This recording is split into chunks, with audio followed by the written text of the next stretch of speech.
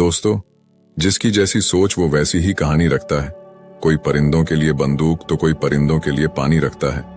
उस इंसान से कभी झूठ मत बोलिए जिसे आपके झूठ पर भी विश्वास हो। दुनिया के तानों से कभी नाराज मत होना। अनजान लोग तो हीरे को भी कांच का समझ लेते हैं। सच्चा रिश्ता एक अच्छी पुस्तक जैसा होता है, कितनी भी पुरानी हो जाए फिर भी शब्द नहीं बदलते। कामयाबी के दरवाजे उन्हीं के लिए खुलते हैं जो उन्हें खटखटाने की ताकत रखते हैं। जो लोग सब्र करते हैं या तो वो जीत जाते हैं या फिर सीख जाते हैं। जिंदगी में एक दूसरे के जैसा होना जरूरी नहीं होता, एक दूसरे के लिए होना जरूरी होता है। नमस्कार दोस्तों, धनी सेठ और एक गरीब आदमी की कहानी। दोस्तों, यह कहानी जानवर को भी इंसान बना सकती है। पत्थर की तरह मजबूत दिल रखने वाले की आंखों में भी आंसू आ जाएंगे। जिस गरीब आदमी को सेठ ने अपने महल के सामने एक रात्रि के लिए आश्रय नहीं दिया, उस गरीब आदमी ने सेठ के साथ कौन सा व्यवहार किया, इस कहानी से समझते हैं। दोस्तों, यह कहानी बड़ी ही शिक्षाप्रद, महत्वपूर्ण और ज्ञानवर्धक है। मेरा आपसे निवेदन है कि कहानी के अंत तक हमारे साथ में बने रहना। किसी नगर में एक बहुत धनी व्यापारी रहता था। उसके पास इतना धन था कि अपने रहने के लिए उस व्यापारी ने कई महल नुमा घर बना रखे थे। सेठ की सेवा के लिए उसके पास कई नौकर चाकर और कई तरह की सुख सुविधाएं थीं। यदि सेठ को एक महल से दूसरे महल तक जाना होता तो वह घोड़े पर चढ़ करके जाता था। सेठ का व्यापार पूरे नगर में फैला हुआ था और इसी कारण से उसे बहुत बार यात्राओं पर निकलना पड़ता था। परंतु सेठ इस व्यापारिक यात्राओं पर अकेला ही जाता था। किसी भी नौकर और अपने साथ किसी अन्य आदमी को लेकर के वह सेठ नहीं जाता था। इन यात्राओं के दौरान उसे कई बार घने जंगलों में होकर के निकलना पड़ता था और कई सराय में उसे रुकना पड़ता था। सेठ को अपने किसी भी नौकर पर विश्वास नहीं था, इसीलिए हमेशा वह सेठ अकेला ही यात्रा करने के लिए निकलता था। इसी तरह सेठ के दिन बीत रहे थे। एक बार की बात है, रात के समय वह सेठ अपने महल से सामने एक दिन टहल रहा था कि उसके सामने से एक बूढ़ा व्यक्ति आता हुआ दिखाई दिया। उस बूढ़े व्यक्ति के कपड़े बहुत ही फटे पुराने थे। सिर पर वह गठरी को लादे हुए थे। जैसे ही उसने सेठ को देखा, उस बूढ़े आदमी ने जो गठरी उसके सर पर रखी हुई थी उसे उठाकर के नीचे रख दिया और सेठ को प्रणाम करते हुए कहने लगा, श्रीमान जी, मैं बहुत दूर से आया हूं और मैं बहुत थक गया हूं। यदि आप आज्ञा दें तो यहां रात काट लूं। उस बूढ़े व्यक्ति की बात को सुनकर के सेठ ने कहा, यह मेरा महल है, कोई धर्मशाला नहीं है। बूढ़ा व्यक्ति कहने लगा कि मैं केवल आपकी घुड़साल के बाहर ही पड़ा रहूंगा और सुबह होते ही यहां से मैं चला जाऊंगा। सेठ ने कहा, परंतु यहां तुम्हारी देखभाल कौन करेगा? उस बूढ़े व्यक्ति ने कहा कि मुझे किसी भी चीज की कोई आवश्यकता नहीं है, इसलिए देखभाल की कोई जरूरत नहीं है। सेठ ने कहा कि हमें क्या मालूम है कि तुम कौन हो? एक आदमी हमें रात भर के लिए तुम्हारी रखवाली के लिए यहां पर लगाना पड़ेगा। उस बूढ़े व्यक्ति ने कहा कि क्यों महाराज, ऐसा क्यों करना पड़ेगा आपको? सेठ ने कहा कि वह इसीलिए करना पड़ेगा कि रात को तुम कोई वस्तु उठा करके यहां से निकल ना जाओ। इस पर राम राम कहते हुए उस बूढ़े व्यक्ति ने अपने कानों को हाथ लगाया और सेठ को नमस्कार करते हुए अपने सिर पर उस गठरी को फिर से लाद लिया और वहां से चलने लगा। रात अंधेरी थी, आकाश में घने बादल छाए हुए थे, कभी कभी कुछ बूंदें भी होने लगती थीं। आंधी आने का डर था। वह बूढ़ा व्यक्ति बुरी तरह से थक चुका था। उसके हाथ पैर काम नहीं कर रहे थे, उसका चलना फिरना कठिन था। परंतु सेठ के इन कट शब्दों ने उसे ऐसा घायल कर दिया था कि उसे अब उस नगर के किसी भी शहरी के पास जाकर के विश्राम करने का विचार छोड़ दिया था। जोरों की बरसात होने लगी। जिस तरह रात का अंधकार बढ़ता जा रहा था, उसी तरह से बूढ़ा आदमी भी अपने सर पर गठरी को लादे हुए आगे चला जा रहा था। समय बीतता गया। कुछ दिनों के बाद वह सेठ अपने मित्रों और अन्य सेवकों के साथ एक दिन शिकार खेलने के लिए जंगल में निकल पड़ा। शिकार खेलते समय उसे अपना घोड़ा एक हिरण के पीछे उसने लगा दिया। बहुत ही प्रयत्न करने के बाद वह उसके हाथ ना लगा और इसी दौड़ में वह सेठ अपने साथियों से आगे निकल चुका था। जंगल घना था और घने जंगल में घुस जाने के कारण वह सेठ अपने नगर का मार्ग भूल चुका था। लगभग कई घंटों वह जंगल में भटकता रहा। इतने में ही रात हो गई। बारिश चालू हो गई, आंधी चलने लगी और बादल छा गया। कोई भी ऐसा व्यक्ति नहीं था जो सेठ की किसी भी प्रकार से कोई सहायता कर सकता था, बेचारा थक करके चूर चूर हो गया। जब उसे कोई रास्ता नजर नहीं आया तो वह एक वृक्ष के नीचे बैठ गया। आंधी इतनी जोरों से बढ़ने लगी कि जंगल के जो वृक्ष थे वह सब टूट टूट करके गिरने लगे। आंधी के कारण अंधेरा बढ़ने लगा। हाथ को हाथ नहीं दिखाई दे रहा था। प्रकृति के इस प्रकोप से घबरा करके सेठ का जो घोड़ा था वह अपने बचाव के लिए इधर उधर भागने लगा। घोड़े का मालिक इतना थक चुका था कि उसे होश नहीं था। थोड़ी देर के बाद आंधी जब कुछ कम पड़, थोड़ी थोड़ी बरसात होने से चारों ओर जो फैली हुई धुल थी वह बैठ चुकी थी। आकाश को साफ हो गया था। तब सेठ ने देखा कि उसका घोड़ा उससे वहां से जुदा हो चुका है। उस सेठ ने उस घोड़े को 2000 रुपए देकर के खरीदा था और उस घोड़े से बहुत ही प्यार करता था। उसे पालने में उसने किसी तरह की कोई कसर नहीं छोड़ी थी। अब तो सेठ को घर पहुंचने की कोई भी उम्मीद नहीं थी। कहते कि सवेरा होने के आसपास रात का अंधकार बहुत बढ़ जाता है और इसी तरह आशा और सूर्य की किरणों के पहुंचने से पहले निराशा और दुख का अंधेरा भी बहुत अधिक हो जाता है। बहुत अधिक दुखी और निराश हो जाने पर उस सेठ को दूर से एक व्यक्ति आता हुआ दिखाई दिया। पहले तो उस व्यक्ति को देख करके वह सेठ सहम गया। कहीं यह कोई व्यक्ति चोर या डाकू ना हो जो उसे आकर के उसे लूट ले। परंतु जब उस व्यक्ति ने सेठ के पास आकर के नमस्कार करते हुए अपने होठों की मुस्कान से सेठ के हृदय को निर्मल कर दिया, सेठ को बड़ी उम्मीद दिखाई दी। उसे आशा का प्रकाश दिखाई देने लगा। हंसते हुए उस व्यक्ति ने सेठ से कहा, आप इतने क्यों घबराते हैं?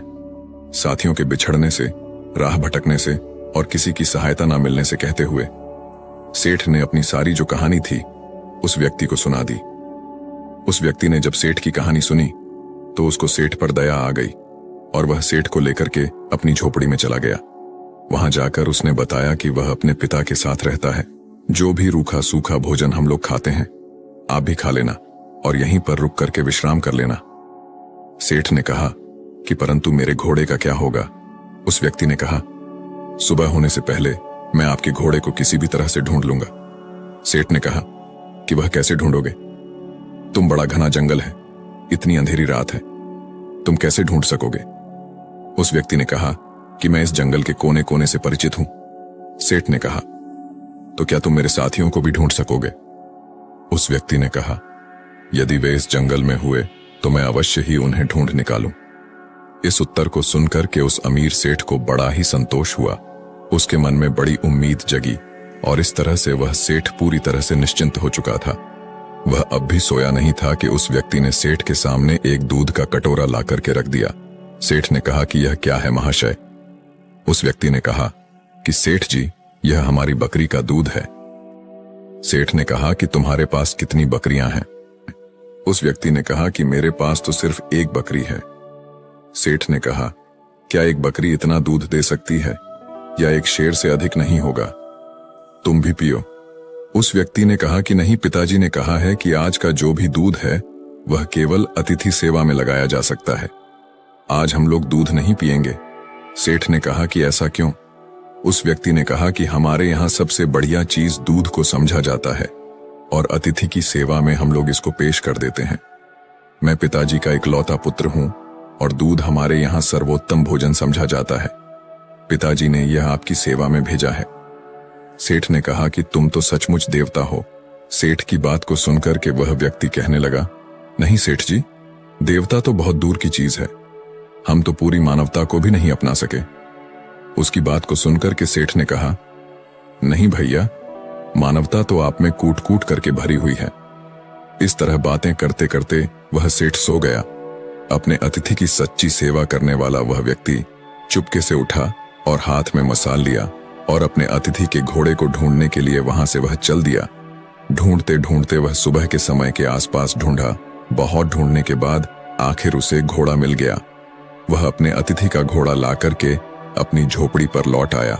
जब उसकी मां ने देखा कि अतिथि का घोड़ा मिल गया है तो वह उठ करके घोड़े के लिए सारा डालने लगी। वह जानती थी कि घोड़ा जंगल से घास चर करके आया होगा, परंतु फिर भी उसने अतिथि के घोड़े की सेवा करना अपना परम कर्तव्य समझा। घोड़े को यदि सारा ना मिलता तो शायद अतिथि सेवा अधूरी समझी जाती। सुबह के समय जब वह अमीर सेठ सो करके जगा तो उसने देखा कि उसका जो घोड़ा है वह सारा खा रहा था और अतिथि सेवक वह व्यक्ति उसके सामने हाथ जोड़े हुए कह रहा था, आज ईश्वर ने हमारी लाज रख ली। उसको सुनकर के सेठ ने पूछा कि कैसे। उस व्यक्ति ने कहा, सेठ जी, आपका घोड़ा सकुशल मिल गया। यदि वह सामने की ओर निकल जाता तो शायद बाघ उसे अपना शिकार बना लेता। इतना सुनकर कि उस सेठ ने उस व्यक्ति को बहुत सा धन्यवाद दिया। इस समय उसे व्यक्ति की वृद्ध माता ने अतिथि के लिए दूध का कटोरा भर करके भेज दिया। दूध पी लेने के बाद सेठ घर लौटने की इच्छा प्रकट करते हुए कहा, मैं तुम्हारे पिताजी से मिलना चाहता हूं। वह नवयुवक अपने पिता को बुलाने के लिए गया। उसके पिता बिस्तर पर लेटे हुए आराम कर रहे थे। उस युवक ने पहुंच करके कहा कि पिताजी, जो अतिथि महाशय हैं वह आपको याद कर रहे हैं। उस पिताजी ने पूछा कि किस लिए? पुत्र ने कहा कि वे जानना चाहते हैं। पिता ने कहा, उनसे कहो कि कुछ दिन और ठहरे। पुत्र ने कहा कि मैंने कहा था, परंतु वह नहीं मानते। पिता ने कहा, अच्छा, तो उन्हें उनके घर तक छोड़ करके आओ। पुत्र ने कहा, जाने से पहले वह आपके दर्शन करना चाहते हैं। पिता ने कहा, बेटा, अच्छा, तो यही होगा कि मैं उनसे ना मिलूं।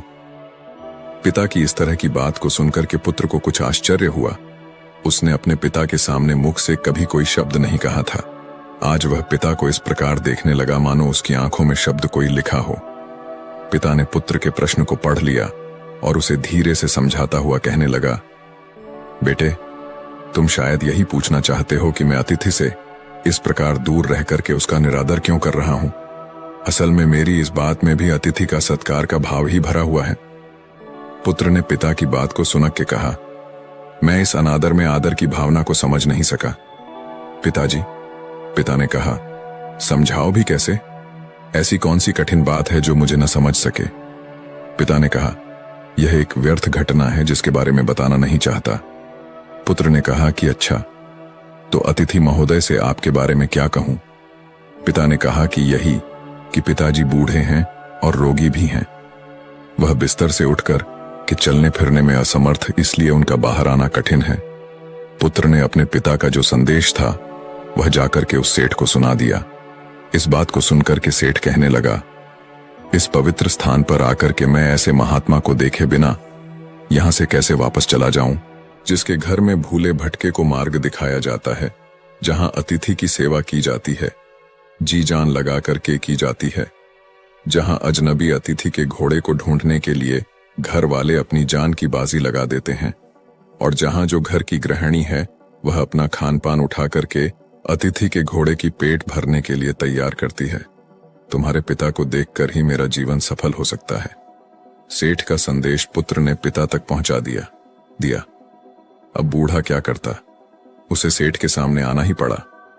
सेठ ने देखते ही पहचान लिया कि यह तो वही बूढ़ा है जो कुछ दिन पहले उनके महल के सामने सर पर गठरी उठाए हुए आया था। एक रात के लिए उसने आश्रय मांगा था और सेठ ने उसे चोर तक कह दिया था। कितनी दानव थी उसके दुर्व्यवहार में। इस वृद्ध के पुत्र ने अपनी मानवता का परिचय देकर के उस सेठ के हृदय को बिल्कुल बदल दिया था। अमीर सेठ हाथ जोड़ करके खड़ा हो गया और अपने दुर्व्यवहार के लिए उस बूढ़े व्यक्ति से क्षमा याचना करने लगा। बूढ़े व्यक्ति ने कहा, आपकी ओर से क्षमा याचना का प्रश्न ही पैदा नहीं होता है, क्योंकि मैं बाहर आकर के आपको उस पुरानी घटना की याद नहीं दिलाना चाहता था। आपके आग्रह को मैं टाल नहीं सका, इसीलिए मुझे यहां आना पड़ा। इससे शायद आपको बड़ा दुख हुआ हो, अतः मुझे आपसे क्षमा मांगनी चाहिए। सेठ ने कहा, कितना ऊंचा है आपका व्यक्तित्व। इतना कह करके वह अमीर सेठ उस वृद्ध के चरणों में गिर पड़ा। उसके नेत्रों से पश्चाताप के आंसू झर रहे थे। उसके होंठ फड़फड़ा रहे थे, मानो वह यही कह रहे हों कि इस बूढ़े की झोपड़ी महलों से भी ऊंची है, क्योंकि जहां मानवता का निवास है। इसके बाद उस सेठ को सुरक्षित वह सेठ अपने घर में लौट आया। इस घटना के बाद उस सेठ का हृदय परिवर्तन हो गया। जहां कठोर हृदय वाला वह सेठ था, उसे किसी पर विश्वास और दया की भावना उसके मन में नहीं होती थी। वही सेठ बिल्कुल बदल चुका था। अब वह दीन और दुखियों की सेवा करता और उसके द्वार पर आने वाले जो भी अतिथि थे उनका पूरा स्वागत सत्कार करने लगा। सेठ का पूरा परिवर्तन हो चुका था। जो पत्थर दिल सेठ था वह पूरी तरह से पिघल चुका था। दोस्तों, ये कहानी आपको कैसी लगी है, एक प्यारा सा कमेंट करके जरूर बताना। और यदि वीडियो आपको पसंद आया है, अच्छा लगा है, तो इस वीडियो को लाइक शेयर करके चैनल को सब्सक्राइब जरूर कर देना। तो चलिए फिर मिलते हैं ऐसी एक और नई वीडियो में एक नए मैसेज के साथ। तब तक के लिए अपना ख्याल रखें। धन्यवाद और नमो बुद्धाय।